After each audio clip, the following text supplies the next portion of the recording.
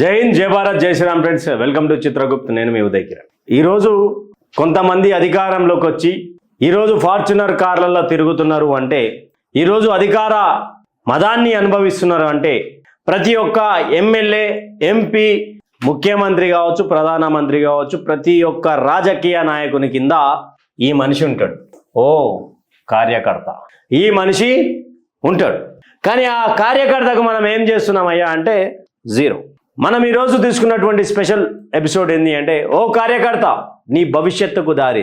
క్లియర్గా వన్ సైడ్గా ఆలోచిస్తే, కార్యకర్త అనే వ్యక్తి రాజకీయ నాయకులంతా టీవీల ముందు కుమ్ములాడుకొని బయటికి ఒకటే కార్లలో తిరిగినా కూడా కార్యకర్త అవన్నీ నమ్మకుండా నా నాయకుడో నా పార్టీ అని ఇంట్లలో పెళ్ళం, పిల్లలు, తల్లిదండ్రులు ఎవరు తిట్టినా ఇంట్లో పని బయట వదిలేసి పనికిరాని పనులు పార్టీ కోసం చేసేటువంటి వ్యక్తి కార్యకర్త. బ్యానర్లు కట్టాలన్న కార్యకర్త, ఫ్లెక్సీలు వేరేలో చింపాలన్న కార్యకర్త. రాజకీయ నాయకుడు రాడు, వాళ్ళ పిల్లలు అసలే కనిపించరు. అరే ఇది మనోన్ని నన్ను వాడు తిట్టిండ్రా, మరి నువ్వు దీని మీద మాట్లాడు అని కార్యకర్తకు చెప్తే అడ్డు అదుపు లేకుండా నా నాయకుడే, నా హీరోనే చెప్పిండు కదా, నేనెవరికి భయపడాలి అని చెప్పేసి కార్యకర్త ప్రతిపక్ష పార్టీ నాయకులపై విరుచుకుపడ్డటువంటి సన్నివేశాలు చూసాం. పోలీసు కేసులై పోలీస్ దెబ్బలు తిన్నటువంటి కార్యకర్తలు ఎంతో మందిని చూసినాం. కానీ ఆ కార్యకర్తకు ఏం మిగులుతుందయ్యా అంటే, అదే ఫ్లెక్సీ కట్టడానికి పోయినప్పుడు ఇచ్చే కోటర్ సీసా, అదే ఫ్లెక్సీ చింపడానికి పోయినప్పుడు ఇచ్చిన బిర్యానీ పొట్లం, అదే రాజకీయ నాయకుని బర్త్డే చేయడానికి పోయినందుకు జేబులోకి 5,000 ఖర్చు పెట్టుకొని నాయకుడు భుజం మీద చేసేసి శబాష్ బిడ్డా అంటే, వాహ్ మా ఎమ్మెల్యే గారు నన్ను, వాహ్ మా నాయకుడు నన్ను పొగిడిండురా అని చెప్పి పొగర్బాళ్ళు పలుకొని ముచ్చట చెప్పుకొని తప్ప దేనికి పనికిరాదు ఈ కార్యకర్త జీవితం. బర్త్డేలు చేసేది కార్యకర్త, వర్ధంతులు చేసేది కార్యకర్త. రాజకీయ నాయకునిపై ఎవడైనా కామెంట్ చేస్తే దానికి ప్రతిదాడిగా రీకౌంటర్ కొట్టేది కార్యకర్త.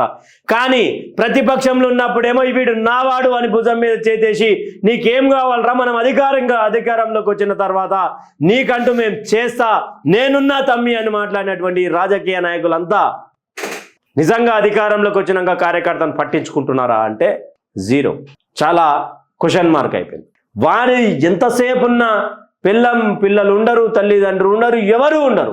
రాజకీయ నాయకుడికి ఆడు సపోర్ట్ చేసేటువంటి అభిమానించే నాయకుడు ఆ పార్టీ. పోలీసుల చేతిలో లాఠీ దెబ్బలు తినేది ఎవరు?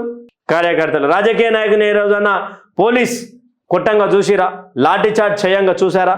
ధర్నాలు చేసేది ఎవరు? కార్యకర్త. ఉపవాసాలుండి ఆకలి చంపుకొని రాజకీయ నాయకుని కోసం క్యాంప్ ఆఫీసులలో వెయిట్ చేసేది ఎవరు? కార్యకర్త. కానీ ఆ కార్యకర్తకి ఏం పార్టీ న్యాయం చేస్తామన్నది ఈ రాజకీయ నాయకులు ఆలోచించుకోవాలి. రాజకీయ నాయకులు అధికారంలోకి వచ్చిన తర్వాత ఆ కార్లలో కూర్చోబెట్టుకునేది కార్యకర్తను కాదు.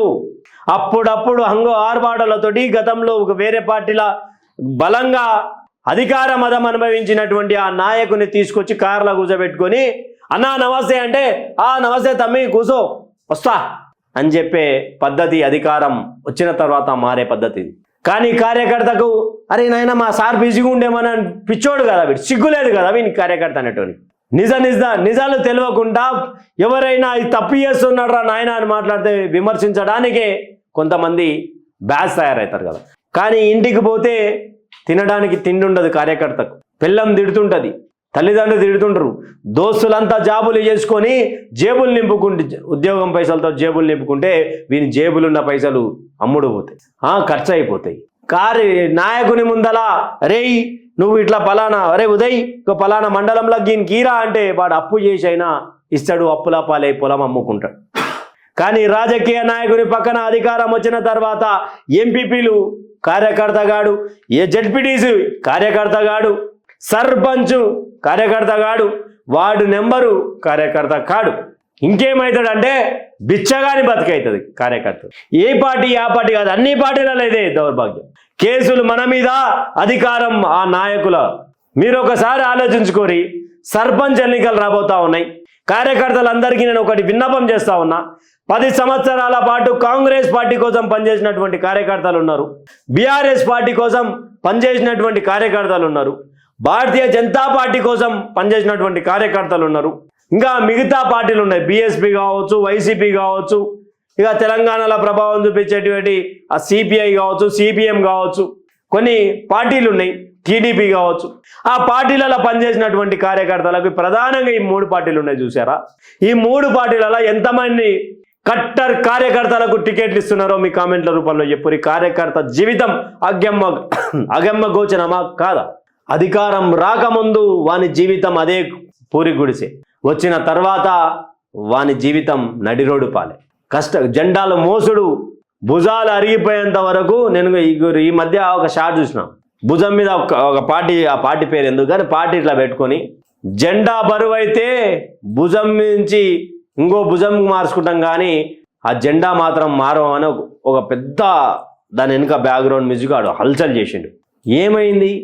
ఏం చేసినా అధికారంలోకి వచ్చినాక నువ్వేడుంటావు అదే స్థాయిలో ఉంటావు. మండల అధ్యక్షుల పదవులు కూడా మీకు ఇయ్యరు అధికారంలోకి వచ్చినాక, గ్రామ అధ్యక్ష పదవులు కూడా మీకు ఇయ్యరు. మనం సిగ్గులేని కార్యకర్తలం, కట్టేసిన కుక్కలం. కార్యకర్త తు క్యా కర్త అనే కాడికి ఈ యొక్క కాన్సెప్ట్ తీసుకొచ్చారు. మీ యొక్క కామెంట్ల రూపంలో ఎప్పురి ఎంతమంది కార్యకర్తలు ఈరోజు రాజకీయ నాయకులుగా చలామవుతా ఉన్నారు. ఒక కార్యకర్త కనుక బయటికి వచ్చి పని చేసి వానికి రాజకీయంగా ముందు చూపు చూపిస్తే, భవిష్యత్తు ఉంటే ఇంకో 10 మంది కార్యకర్తలను పార్టీ కోసం రెడీ చేసేవాడే కార్యకర్త. ఉన్నవాడికే ఏమీ లేకపోయా ఇంకొకరిని ఎట్లా తయారు చేశాడే? రానున్న రోజులలో మరో నెల రోజులలో ఎన్నికలు రాబోతా ఉన్నాయి మిత్రులారా. 5 సంవత్సరాల లోపు మళ్ళీ ఇంకే ఎన్నికలు రావు. మళ్ళీ హైదరాబాద్ అంటే జిహెచ్ఎంసీ సర్పంచ్ ఎన్నికల తర్వాత ఏ ఎన్నికలు లేవు. వాళ్ళు ఆడిందే ఆట, పాడిందే పాట. ఇప్పటికైనా కళ్ళు తెరుచుకొని మనకి ఏమిస్తున్నారు, మనమేమిస్తున్నాం అనేది ఒకసారి రాజకీయ నాయకుల గురించి మీరు ఆలోచించుకోండి. 24 గంటలు పనిచేస్తే మనకు పీకి కట్టలు కట్టి వాళ్ళు మననేం బాగుపడే ఉద్దేశం ఏముండదు. ఏడ చూసిన కార్యకర్తకు దెబ్బల మీద దెబ్బ తప్ప రాజకీయ నాయకుని పిల్లలు ఏ రోజున రోడ్ ఎక్కి ధర్నా చేసినటువంటివి ఏమైనా ఉన్నాయా?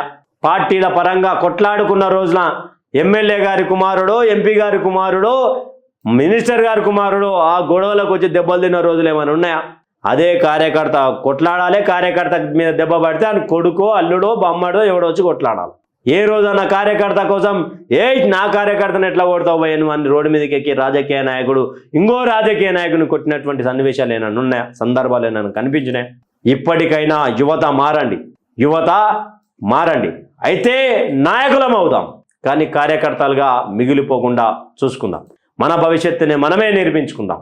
రానున్న ఎన్నికల్లో యువత అనే ఒక 3 అక్షరాల పదం రాజకీయాలు నేలాలని కోరుకుంటూ సెలవు తీసుకుంటున్నాను. Stay tuned with Chitragupta, signing off. Me Uday Kiran. Thank you.